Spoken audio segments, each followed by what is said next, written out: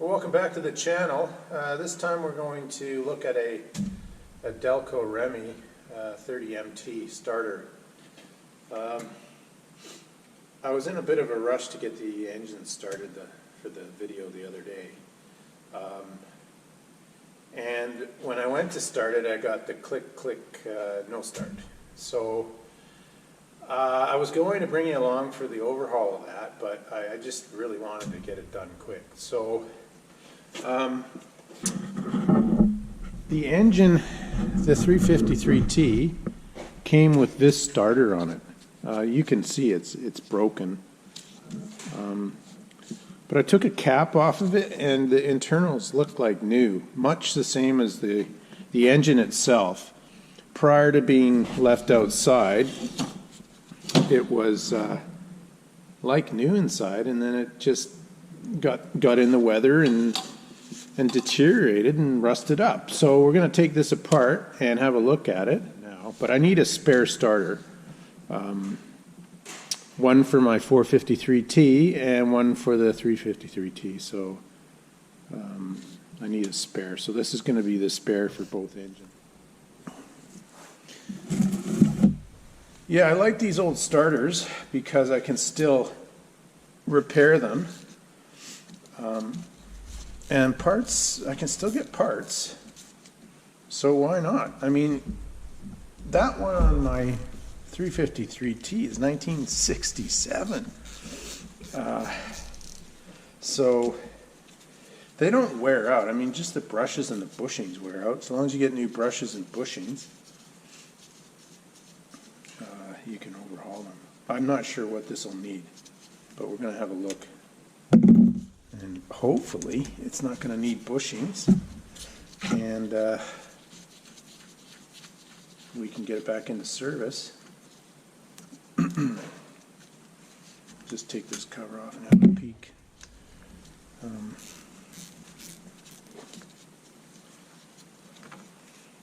I'm on a Facebook group called Detroit Diesel Enthusiasts. And every time I show one of these starters, everyone's like, God, get rid of that thing. Get a 39MT,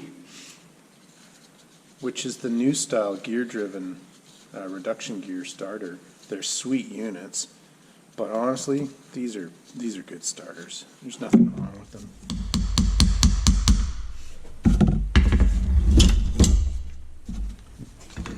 If it's anything like the internals of this engine, it's pretty low hours, so this starter should be new, or low hours anyway. So there's the casing.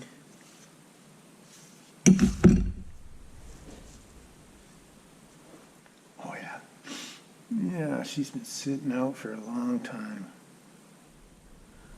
The commentator looks like it looks new.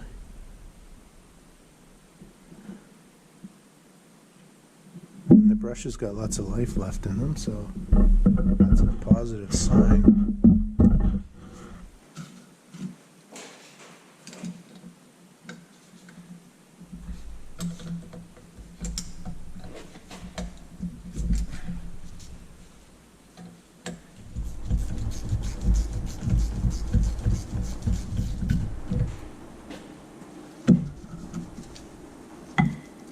Yeah, so we'll paint this up pretty after it's bench tested. Hard cheap. But that's half the fun, to take something that's pretty well a throwaway item and put it back in service. Well, fun for me, I guess.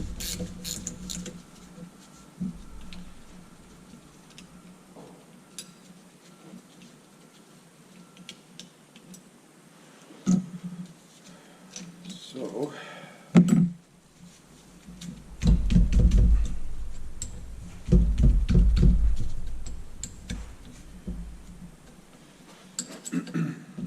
I was quite happy to spend the money and get them overhauled, but then I realized that, hey, maybe I can I can do this myself. You know, why can't I do this myself? So I took a starter apart and cleaned her all up and put new bushings in it, and I've never looked back. So that's how I got involved in doing these starters myself.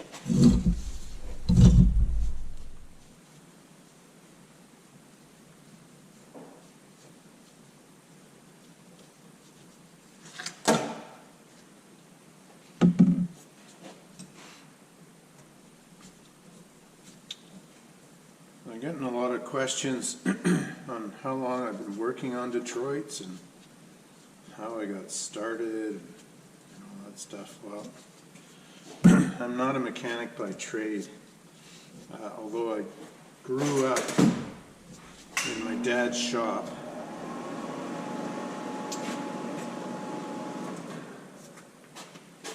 You know, from the age of 5. My earliest memories of handing wrenches to my father. And then it just grew from that, you know. And then he basically let me have the run of the shop. He never said you can't do anything. So, boy, I was learning to weld and, you know, and learning how to make things, and if you didn't have it, you didn't buy it, you just made it, kind of thing. And so I did that as a kid. My dad had a logging company, so I got a lot of exposure to them then. And I guess it stuck with me. So I got my first Detroit in 2008, my 453T. And that's when I started learning about them. And I bought the engine with the dream of putting it into a Peterbilt F550, or sorry, a Ford F550 chassis and a Peterbilt cab. So I'll just show you the, so 2007, what's that? That's 14 years ago? 2008, 13 years ago. So there's my cab now. Time has moved on, and I never did get to do the build. I got my father involved, and he was quite old. He was about 80 at the time, and I thought, well, he needs another project. So he said sure, but he started to have heart trouble, and he bailed on the project. He said it was too much, which was fine. That was okay. I mean, that's okay. You know. So he pulled out, and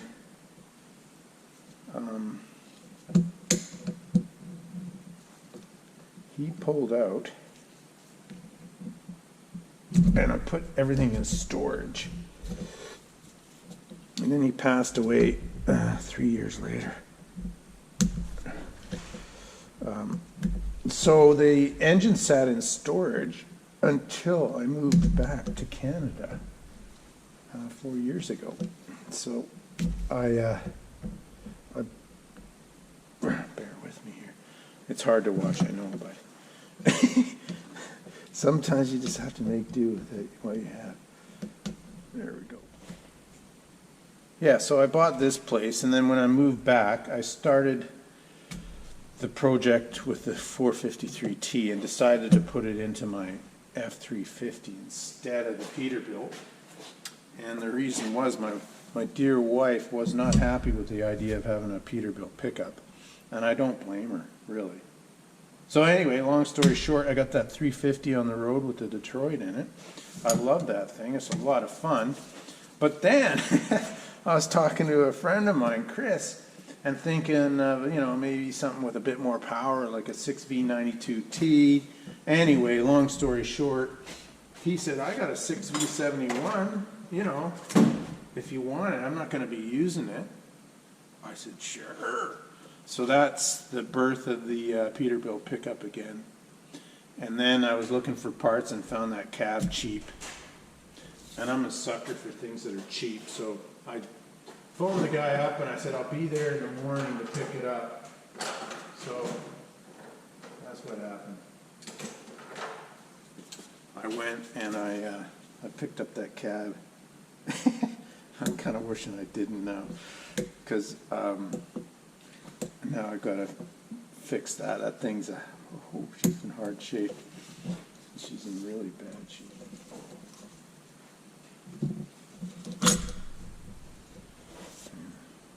So we'll put a new boot on that one. Clean this up and put a new boot on. Oh, she's like brand new. Okay.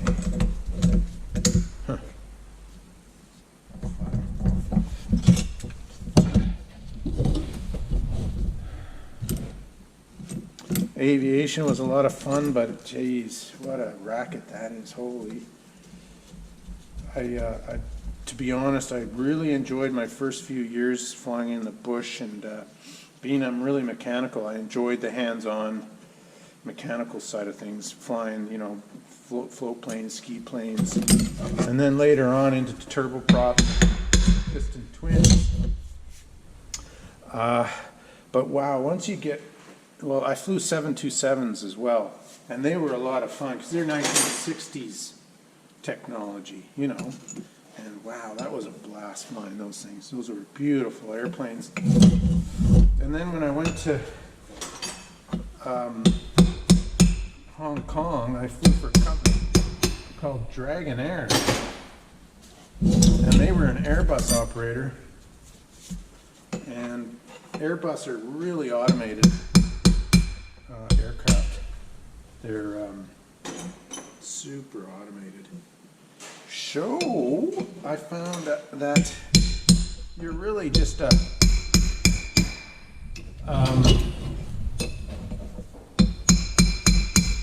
you become a manager, essentially, of the aircraft. You're no longer hands-on flying the thing anymore. It does everything for you. That's okay, but oh geez, look at that. Man, that thing's like brand new. Look at that, guys. Hey, brand new. So anyway, long story short, I shouldn't say I didn't like the Airbus. I mean, it was a great airplane. There's nothing wrong with that aircraft. But it just didn't have the mechanical feedback I really loved. And being that we didn't have Boeings, there was no hope of ever getting off the Airbus. So I decided to enjoy my time there and then retire.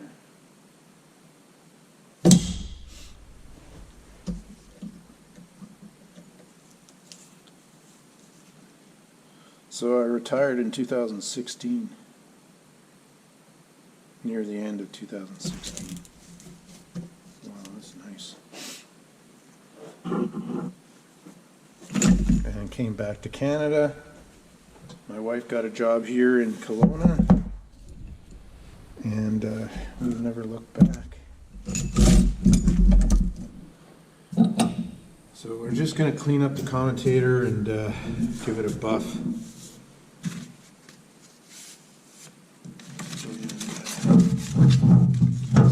Keep the brushes happy.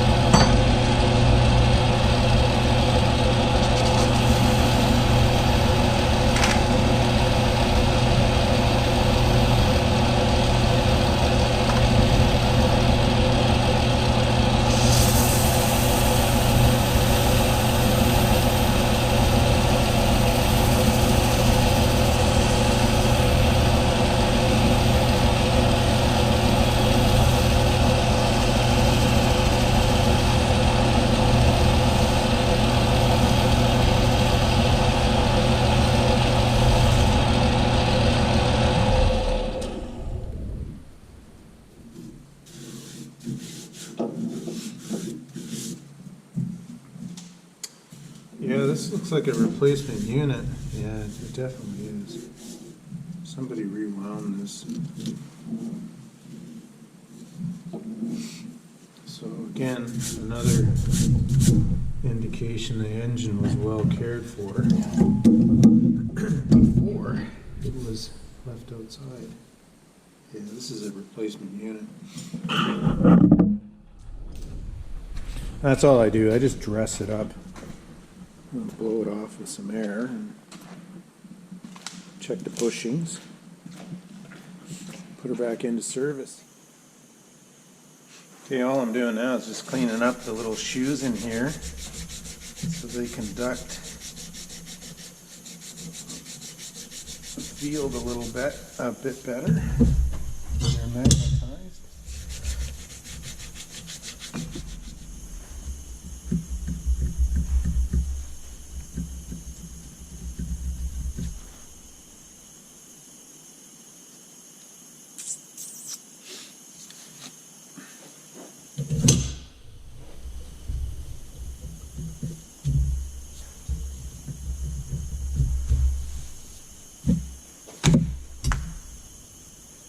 So when I was a kid, out of school, I worked for a guy. He had a company called Surrey Power Lines. And I worked there, and he wanted me to go to lineman school and be a lineman. And I worked there, I think 2 or 3 years. But it just wasn't me. So I thanked him very much for his generosity, and I said I was going to be a pilot. And so he said, well, can't fault you there. So eventually I got all my licenses, and I left and went up into northern Canada and never looked back. 28 years later, I retired out of Dragonair in Hong Kong and came back to Canada. So it was a perfect career, really. I never got laid off once.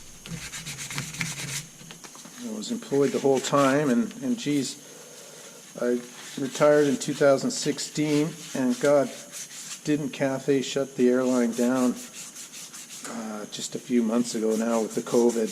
To save money, they had to shut Dragonair down. So the 500 friends of mine that are pilots are out of a job. So anyway, what can you do?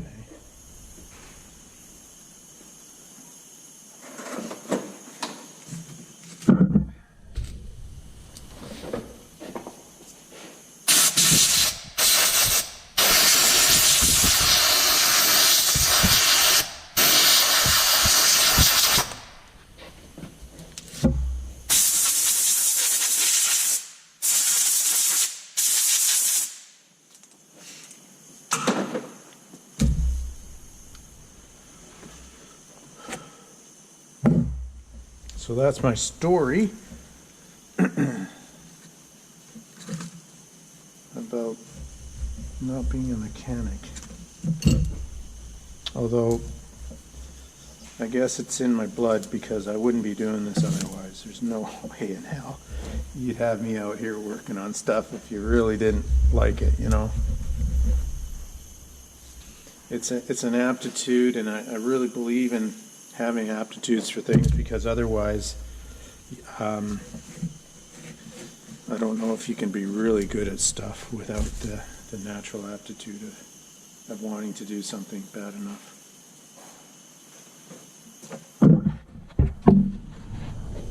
So there it is, guys. There's a bit of wear on the shaft, but other than that, man, it's in really nice shape. So we're going to just put her back in. Bearing back in there.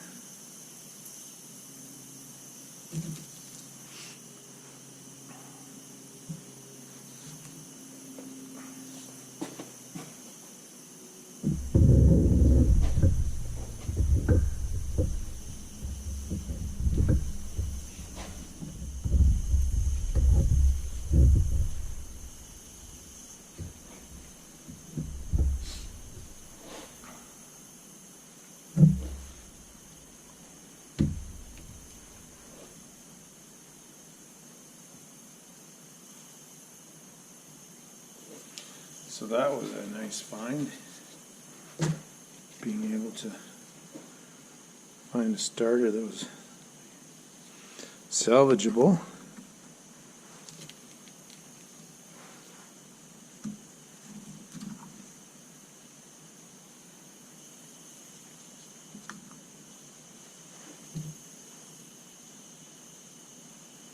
Still had the original grease on it and everything.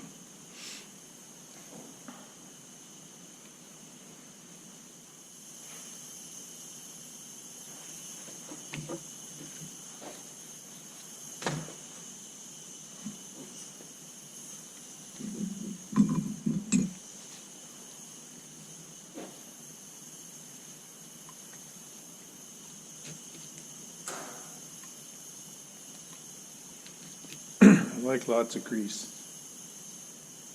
Pretty well everything I have is greased. Okay.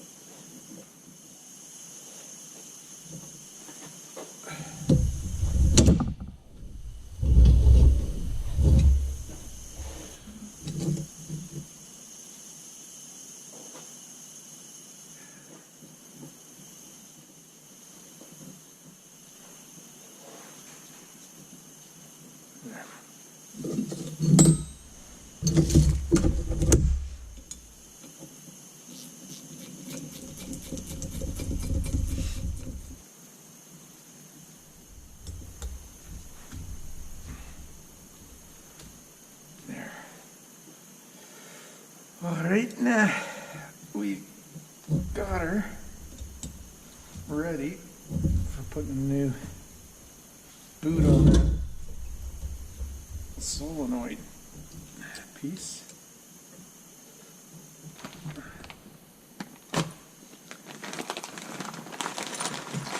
Okay, we got a spare boot in this bag of parts.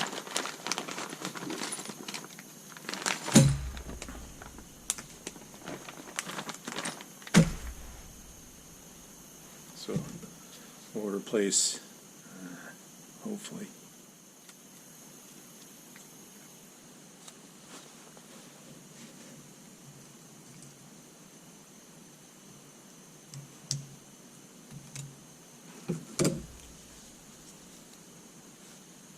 There. Now that boot, it doesn't quite sit perfectly, but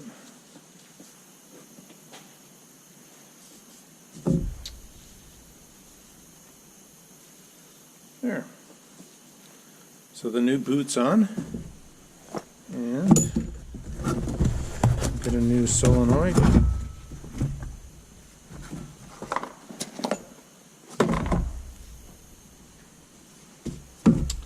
A little bit of oil.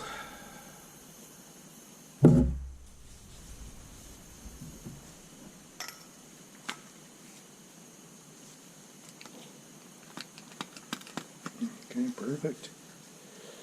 I like.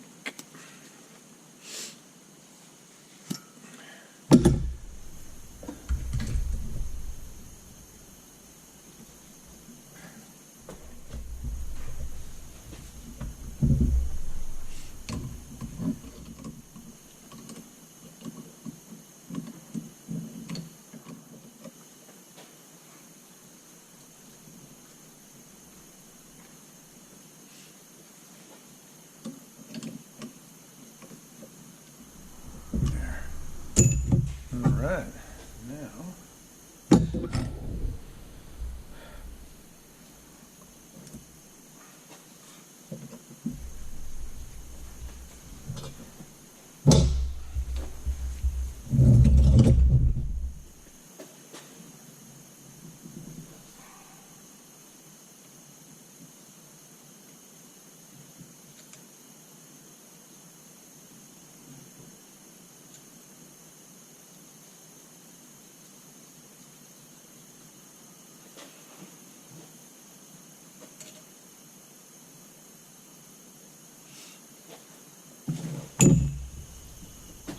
rob Peter to pay Paul on this one.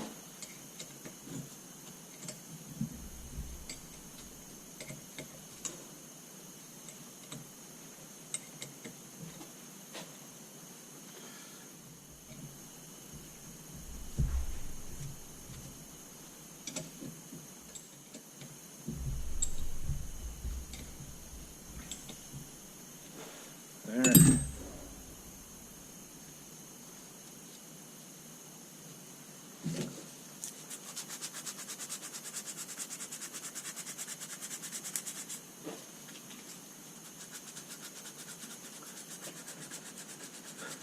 They need replacement. I replaced them.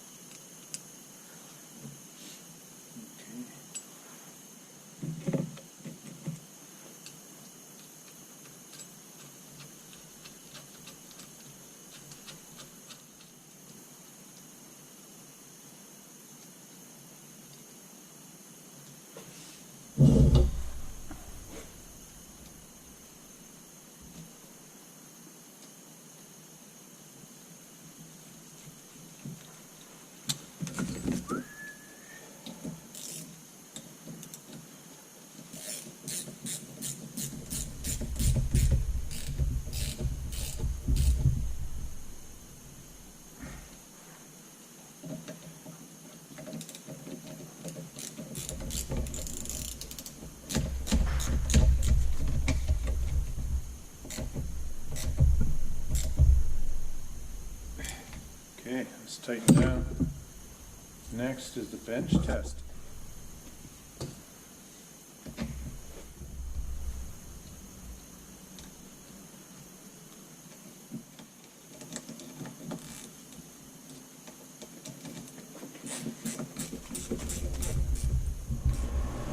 So this is the fun part. We're gonna bench test it now.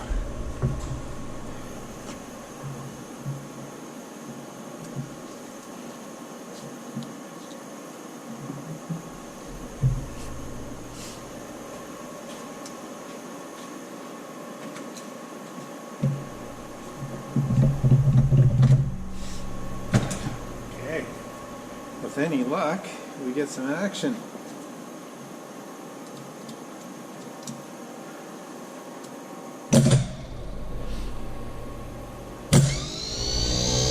Oh, I like the sound of that.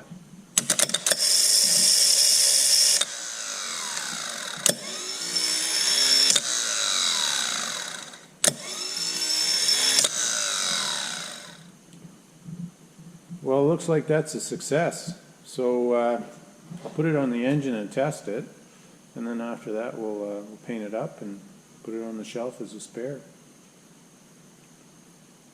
So I hope you enjoyed that, guys, and stay tuned for the next video. I believe it's going to be painting. So tomorrow I'm going to go down to the paint shop and match up some Alpine green, clean this engine up and pressure wash it, and then give it some Alpine green enamel. Make it look pretty. And then after that, well, it's time to fit it into this compressor. My gypsy caravan. Again, I hoarded a whole bunch of stuff for this. This is 2 compressors into one. So this was the biggest one I got for the case of beer. So we're going to make this one a unit. Should be a lot of fun. It used to have a 4BT in it. So she's nasty. But anyway, that's half the challenge, eh? Make this thing look nice and make it perform like new again. So I hope you enjoyed that, guys, and thanks a lot for subscribing, liking, and commenting on the videos. Take care.